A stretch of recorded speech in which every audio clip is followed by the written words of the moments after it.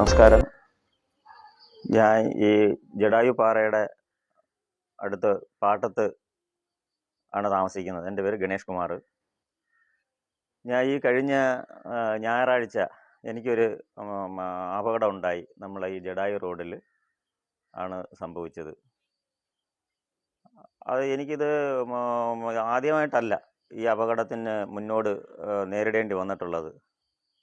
അതായത് ഒരുപാട് പ്രാവശ്യം അപകടം എൻ്റെ മുന്നിലൂടെ അത് പാസ് ചെയ്ത് പോയിട്ടുണ്ട്. അത്രയ്ക്ക് വളരെ ബുദ്ധിമുട്ടായി വന്നിരിക്കുകയാണ് നമ്മളെ ഈ ജനങ്ങൾക്ക്, ഈ പരിസരത്തുള്ള ജനങ്ങൾക്ക്, ഈ റോഡിൽ പോകുന്ന സാധാരണക്കാർക്കും. ഇതിൻ്റെ പ്രധാന ഒരു വിഷയമെന്ന് പറയുന്നത്, നമ്മളെ ഈ ജടായു പാറയിൽ വരുന്ന ടൂറിസ്റ്റുകൾ, അവർക്കറിയത്തില്ല ഈ റോഡിൻ്റെ ബുദ്ധിമുട്ടുകളും ഈ റോഡിൻ്റെ അവസ്ഥകളും റോഡിൻ്റെ ആ ഒരു കിടപ്പും ഒന്നും അറിയത്തില്ല. അതുകൊണ്ട് അവർ ഈ റോഡിൻ്റെ സൈഡിൽ കൊണ്ടുവന്ന് പാർക്ക് ചെയ്യുന്നതാണ് ഇവിടെ ഏറ്റവും വലിയൊരു വിഷയം. എനിക്ക് അപകടം ഉണ്ടായതും ആ ഒരു രീതിയിലാണ്. കാരണം ഞായറാഴ്ച ദിവസം ഞാൻ ജോലി കഴിഞ്ഞ് ഉച്ചയ്ക്ക് വീട്ടിൽ വന്ന് ഭക്ഷണം കഴിച്ച് തിരിച്ച് ജോലിക്ക് പോകുന്ന സമയത്ത് ആണ് ഈ സംഭവം നടക്കുന്നത്. അതായത് നമ്മുടെ ഈ റോഡിൻ്റെ അവിടെ ഒരു അങ്കമാടിയുണ്ട്. അതായത് ജടായൂർ ടൂറിസത്തിൻ്റെ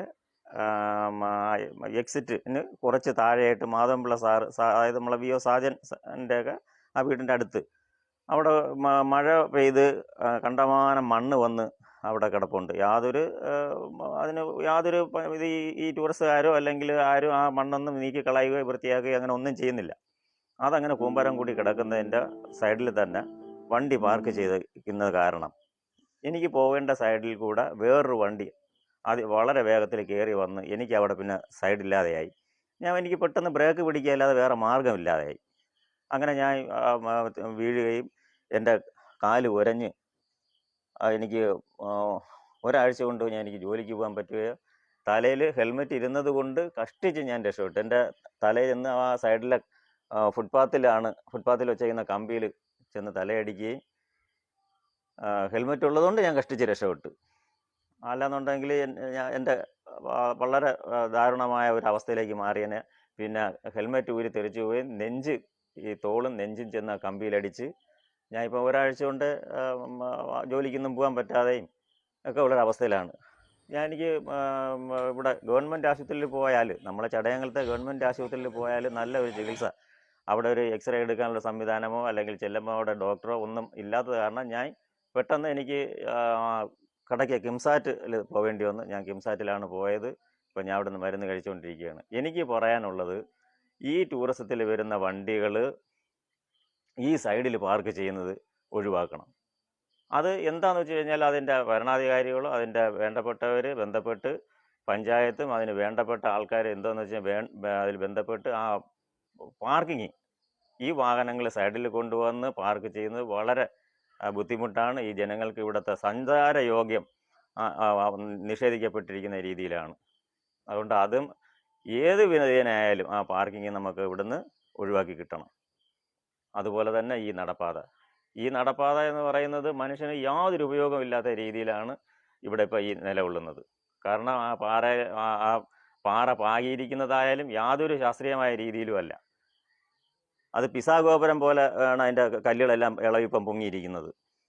അതിൽ കൂടെ നടന്നു പോയി കഴിഞ്ഞാൽ ഒന്നീ ആ കല്ലിൽ തട്ടി കമന്ന് വീഴും, അല്ലെങ്കിൽ അത് പായൽ പിടിച്ച് തെന്നി അത് മറിഞ്ഞു വീണ് ചാവും മനുഷ്യൻ. എത്രയെങ്കിലും പേര് അവിടെ എൻ്റെ കണ്ണ് മുമ്പിൽ വീണ് നമ്മൾ വാരിയെടുത്തിട്ടുണ്ട്. നമുക്കിവിടെ തൊട്ടടുത്തുള്ളവർ തന്നെ. അത് വൃത്തിയാക്കി ഇട്ടാൽ പോലും അത് സഞ്ചാരയോഗ്യമല്ല. അതുകൊണ്ട് അത് ദയവ് ചെയ്ത് അത് ഇളക്കി മാറ്റി കളഞ്ഞിട്ട് ഇതുപോലെ ടാറ് ചെയ്ത് വീതി കൂട്ടി ഇടാമെങ്കിൽ വളരെ ഉപകാരമായിരിക്കും. എൻ്റെ ഒരു അഭിപ്രായമാണത്. അല്ലാതെ അത് നിലനിർത്തിക്കൊണ്ട് പോകുന്നത് കൊണ്ട് യാതൊരു അർത്ഥവുമില്ല. രണ്ട് വണ്ടി ഒരുമിച്ച് വന്നു കഴിഞ്ഞാൽ ഒരു നിവർത്തിയും ഇല്ലാത്ത ഈ റോഡിൽ, ആ ഒരു ഫുട്പാത്തിൽ യാതൊരു ഉപയോഗവും ഇല്ലാത്തൊരു രീതിയാണ് ചെയ്തു വെച്ചിരിക്കുന്നത്. അത് ഇടിച്ചു മാറ്റി കളഞ്ഞിട്ട് വെറുതെ ടാറ് ചെയ്ത് അല്ലെങ്കിൽ കോൺക്രീറ്റ് ഇട്ടിട്ട് പെഡസ്ട്രിയന് വേണ്ടിയിട്ട് ലൈൻ അടിച്ചിട്ടിരുന്നു കഴിഞ്ഞാൽ ഇതിനേക്കാളും ഗുണം ചെയ്യും എന്നാണ്. ഒരു ദുരന്തം ഉണ്ടായതിനു ശേഷം ഇപ്പോൾ പഞ്ചായത്തോ അതുപോലെ തന്നെ ടൂറിസം ഡിപ്പാർട്ട്മെൻറ്റോ ഒരു പരിഹാരം കണ്ടാൽ മതിയോ എന്നാണ് എനിക്കിപ്പോൾ ചോദിക്കാനുള്ളത്. കാരണം എന്ന് വെച്ചാൽ എൻ്റെ അയൽവാസിയായിട്ടുള്ള ഒരു വ്യക്തിക്ക് കഴിഞ്ഞ ദിവസം ഒരു സ്കൂട്ടർ അപകടം എന്ന് പറഞ്ഞാൽ വളരെ തരനാലിഴയ്ക്കാണ് അത് രക്ഷപ്പെട്ടിട്ടുള്ളത്. അതുപോലെ തന്നെ തൊട്ട് ഒരു 1.5 മാസം മുമ്പ് വേറൊരു വ്യക്തി ജീപ്പിൽ സഞ്ചരിച്ചുകൊണ്ടിരുന്നപ്പോൾ അദ്ദേഹത്തിനും ഇത്തരത്തിലുള്ള ഒരു ഒരു പുള്ളി ചന്ദ്രമോഹൻ, അതെ അതെ, പുള്ളിക്കും ഇതുപോലെ തന്നെയാണ് അപകടം ഉണ്ടായിരിക്കുന്നത്. അതുകൊണ്ട് ഇതെല്ലാം നമ്മുടെ ഭരണകൂടം വളരെ കൃത്യമായിട്ട് പിന്നെ ഇക്കാര്യം കൈകാര്യം ചെയ്യണമെന്നാണ് എൻ്റെ ഒരു അപേക്ഷ. ഞാൻ നിൽക്കുന്ന ഈ ഭാഗത്ത് വെച്ച് ഇപ്പോൾ രണ്ടാമത്തെ ആക്സിഡൻ്റാണ് നടക്കുന്നത്. ആദ്യം ഇവിടെ വെച്ച് ജടായിപ്പാറയിൽ നിന്ന് ഇറങ്ങി വന്ന വണ്ടി നമ്മളെ വീടിൻ്റെ തൊട്ട് താഴെയുള്ള ചന്ദ്രമോഹനെ ഇടിച്ച് തെറിപ്പിച്ചു. അങ്ങനെ ജീപ്പിനെ ഇടിച്ച് തെറിപ്പിച്ച് പൊക്കുകയാണ് ചെയ്തത്. ഈ പൈപ്പ് ലൈൻ ജീപ്പ് ഇവിടെ മറിഞ്ഞു, ജീപ്പ് മറിഞ്ഞു. അങ്ങനെ വൈഫിൻ്റെ പിന്നെ തോളല് പൊട്ടി ഹോസ്പിറ്റലിലേക്കായിരുന്നു. അത് കഴിഞ്ഞിട്ട് ഇപ്പോൾ കഴിഞ്ഞ ഞായറാഴ്ച നമ്മളെ വീടിൻ്റെ തൊട്ട് താഴെ താമസിക്കുന്ന ഗണേഷ് കുമാർ ഈ വാഹനം അമിതമായ സ്പീഡിൽ വരുന്ന രീതിയിൽ വന്നപ്പോഴത്തേക്ക് പുള്ളി ഇടത്തോട്ട് പിടിക്കുകയും പുള്ളിയുടെ തലയെന്ന് ഈ പൈപ്പിലിടിക്കുകയും പുള്ളി നെഞ്ചിടിച്ച് റോട്ടിൽ വീഴുകയും പിന്നെ പുള്ളിയുടെ ശരീരം മൊത്തം ഉടഞ്ഞു വാരി പുള്ളി നമ്മളെ ഈ ചടയങ്കലത്ത് ഒരു ഗവൺമെൻറ് ഹോസ്പിറ്റലുണ്ട്. അതിനകത്ത് എപ്പോഴും ഡോക്ടർമാരില്ലാത്തൊരു സ്ഥിതിയാണ്. അതുകൊണ്ട് പുള്ളി നേരെ പോയത് കിംസോവിറ്റി ഹോസ്പിറ്റലാണ് കടയ്ക്കൽ. അവിടെ പോയി അവിടുത്തെ ട്രീറ്റ്മെൻറ്റിൽ ഇപ്പം പുള്ളി ഇപ്പോൾ ഒരാഴ്ച കൊണ്ട് ജോലിക്ക് പോലും വയ്യാതെ, ജോലിക്ക് പോകാൻ കഴിയാതെ വീട്ടിൽ കിടക്കുകയാണ്. ഒരു 2-3 കുഞ്ഞുങ്ങളും കാര്യങ്ങളുമായിട്ട് പുള്ളിയുടെ ഒരു വരുമാനം മാത്രമേ ആ വീട്ടിലുള്ളൂ. ആ സ്ഥിതിക്കാണ് പിന്നെ പുള്ളി ഇപ്പം പിന്നെ വീട്ടിൽ കഴിയുന്നത്. ഇപ്പം ഈ റോഡ് കൊണ്ട് ഇപ്പം ഈ പരിസരവാസികൾക്ക് നിരന്തരം പ്രശ്നങ്ങളാണ്. ഇത് വലിയ വലിയ ആക്സിഡൻറ്റുകൾ ഇങ്ങനെ വന്നുകൊണ്ടിരിക്കുകയാണ്.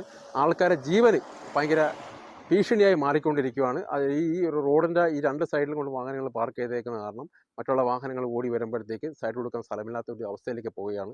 ഇത് എത്രയും പെട്ടെന്ന് ഇതിനകത്ത് പിന്നെ ബന്ധപ്പെട്ട അധികാരികൾ, അതായത് ജനപ്രതിനിധികളായാലും കൊല്ലാം, പിന്നെ പഞ്ചായത്ത് പ്രസിഡന്റ് അല്ലെങ്കിൽ പഞ്ചായത്ത് പ്രസിഡന്റും പഞ്ചായത്ത് മെമ്പറൊക്കെ ഇതിൽ ബന്ധപ്പെട്ടിട്ടുണ്ട്. പക്ഷേ എല്ലാവരും കൂടെ ഒന്ന് ബന്ധപ്പെട്ട് ഇതിനൊരു പരിഹാരം കാണണം. ഇവിടെ താമസിക്കുന്ന ആൾക്കാർക്ക് അവരുടെ ജീവനും പിന്നെ വലിയ വില കൊടുക്കേണ്ട ഒരു സ്ഥിതിയിലേക്ക് പോവുകയാണ്. അത് മാറ്റി അവർക്ക് പ്രശ്നങ്ങളില്ലാത്ത രീതിയിലേക്ക് പോകാനുള്ള ഒരു തയ്യാറെടുപ്പിൽ ജനങ്ങൾ പിന്നെ ഇവിടുത്തെ പഞ്ചായത്ത് പിന്നെ ടൂറിസം പോകണമെന്നാണ് പറയുന്നത്.